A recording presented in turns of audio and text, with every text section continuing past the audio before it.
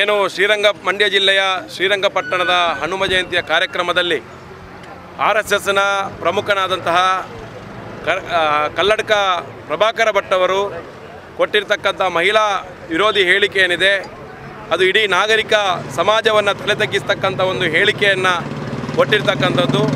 ಮಹಿಳೆಯರ ಬಗ್ಗೆ ಒಂದು ಅಶ್ಲೀಲವಾಗಿ ಮತ್ತು ಒಂದು ಅಪಮಾನ, ಮಹಿಳಾ ಸಮುದಾಯಕ್ಕೆ ಅಪಮಾನ ಆಗುವಂಥ ರೀತಿಯಲ್ಲಿ ಕೊಟ್ಟಿರ್ತಕ್ಕಂಥ ಹೇಳಿಕೆ, ಆ ಹೇಳಿಕೆಯ ವಿರುದ್ಧ ಇವತ್ತು ನಾವು ಪ್ರತಿಭಟನೆಯನ್ನು ಮಾಡಿದ್ದೇವೆ.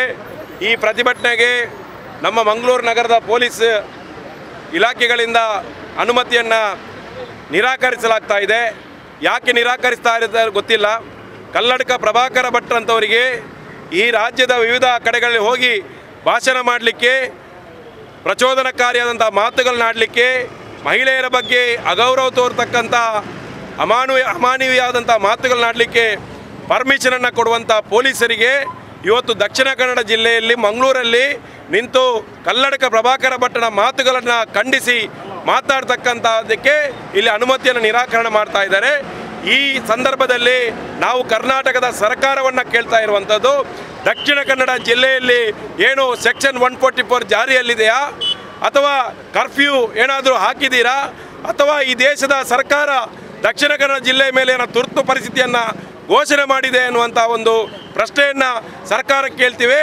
ಇವತ್ತು ಎಲ್ಲ ಕಡೆಗಳಲ್ಲಿ ಕೂಡ ಪ್ರತಿಭಟನೆಗೆ ಅನುಮತಿಯನ್ನು ನಿರಾಕರಣೆ ಮಾಡುವಂಥದ್ದು ಮತ್ತು ಪ್ರತಿಭಟನೆಗೆ ಅನುಮತಿ ಪಡೆದವರ ಮೇಲೆ ಕೇಸುಗಳನ್ನ ಹಾಕ್ತೀವಿ ಅನ್ನುವಂಥ ಒಂದು ಬೆದರಿಸುವಂಥ ಒಂದು ವ್ಯವಸ್ಥೆ ಏನಿದೆ ಅದು ಪ್ರಜಾಪ್ರಭುತ್ವಕ್ಕೆ ಒಂದು ಮಾರಕವಾದಂಥದ್ದು ಮತ್ತು ಸಂವಿಧಾನಕ್ಕೆ ವಿರುದ್ಧವಾಗಿರ್ತಕ್ಕಂಥ ಒಂದು ನೀತಿಯನ್ನು ಮಂಗಳೂರಿನ ಪೊಲೀಸರು ಜಾರಿ ಮಾಡ್ತಾ ಇದ್ದಾರೆ. ಈ ಮಂಗಳೂರಿನ ಪೊಲೀಸರು ಈ ರೀತಿ ಜಾರಿ ಮಾಡುವುದಕ್ಕೆ ಕರ್ನಾಟಕದ ಗೃಹ ಸಚಿವರು ಕೂಡಲೇ ರಾಜೀನಾಮೆಯನ್ನು ಕೊಡಬೇಕು.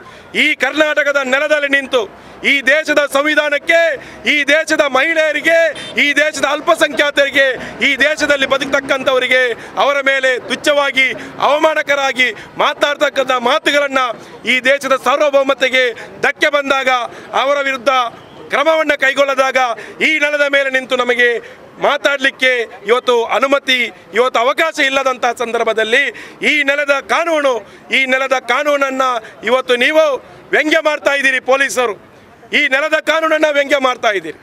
ದೇಶದ ಸಂವಿಧಾನಬದ್ಧವಾದಂಥ ಒಂದು ಹಕ್ಕನ್ನು ನೀವು ನಿರಾಕರಿಸ್ತಾ ಇದ್ದೀರಿ. ಇದನ್ನು ಒಪ್ತಕ್ಕಂಥ ಪ್ರಶ್ನೆ ಇಲ್ಲ. ನಿಮಗೆ ಈ ಕಾಳಜಿ ಇದ್ದರೆ ಕಲ್ಲಡ್ಕ ಪ್ರಭಾಕರ ಭಟ್ಟರಂಥವರನ್ನು ವಿರುದ್ಧ ನೀವು ಕ್ರಮ ಕೈಗೊಳ್ಳಿ. ಕಲ್ಲಡ್ಕ ಪ್ರಭಾಕರ ಭಟ್ಟರಂಥ ಇವರ ಮಾತುಗಳಿಂದ ಪ್ರಚೋದಿತರಾಗಿ ಎಷ್ಟು ಗಲಭೆಗಳು ಇಲ್ಲಿ ಮಂಗಳೂರಿನಲ್ಲಿ ನಡೆದಿದೆ, ಎಷ್ಟು ಮಕ್ಕಳು ಇಲ್ಲಿ ಹುಡುಗರು ಪ್ರಾಣವನ್ನು ಕೊಟ್ಟಿದ್ದಾರೆ, ಎಷ್ಟು ಹುಡುಗರು ಇವತ್ತು ಜೈಲಲ್ಲಿದ್ದಾರೆ. ಇದೆಲ್ಲದಕ್ಕೂ ಕೂಡ ಕಲ್ಲಡ್ಕ ಪ್ರಭಾಕರ ಭಟ್ಟರಂಥವರು ಕಾರಣ ಆಗಿದ್ದಾರೆ. ಇವತ್ತು ಅವರ ಹೇಳಿಕೆಗಳನ್ನು ನಾವು ಖಂಡಿಸ್ತೀವಿ. ಕಲ್ಲಡ್ಕ ಪ್ರಭಾಕರ ಭಟ್ರು ಮಹಿಳೆಯರ ಬಗ್ಗೆ ಆಡಿರ್ತಕ್ಕಂಥ ಮಾತುಗಳು ಮತ್ತು ಅದರಲ್ಲೂ ಮುಸ್ಲಿಂ ಮಹಿಳೆಯರ ಬಗ್ಗೆ ಹೇಳಿರ್ತಕ್ಕಂಥ ಮಾತುಗಳು, ಹಿಂದೂ ಮಹಿಳೆಯರ ಬಗ್ಗೆ ಹೇಳಿರ್ತಕ್ಕಂಥ ಮಾತುಗಳು ಇದು ಸಂವಿಧಾನಕ್ಕೆ ಮತ್ತು ದೇಶದ ಸಾರ್ವಭೌಮತೆಗೆ ಇವತ್ತು ಧಕ್ಕೆ ಆಗ್ತಕ್ಕಂಥ ಒಂದು ಹೇಳಿಕೆಯನ್ನು ಕೊಟ್ಟಿದ್ದಾರೆ. ಅವರ ಹೇಳಿಕೆಯನ್ನು ನಾವು ಖಂಡಿಸ್ತೀವಿ. ಅವರ ಬಂಧನ ಮಾಡಬೇಕು. ಅವರು ಕರ್ನಾಟಕದಲ್ಲಿ ಯಾವುದೇ ಕಡೆ ಕೂಡ ವೇದಿಕೆಯಲ್ಲಿ ನಿಂತು ಮಾತಾಡತಕ್ಕಂಥದಕ್ಕೆ ಅವರಿಗೆ ನಿಷೇಧಗಳನ್ನು ಪೊಲೀಸರು ಹೇರಬೇಕು ಅಂತ ನಾವು ಈ ಸಂದರ್ಭದಲ್ಲಿ ಒತ್ತಾಯ ಮಾಡ್ತೀವಿ.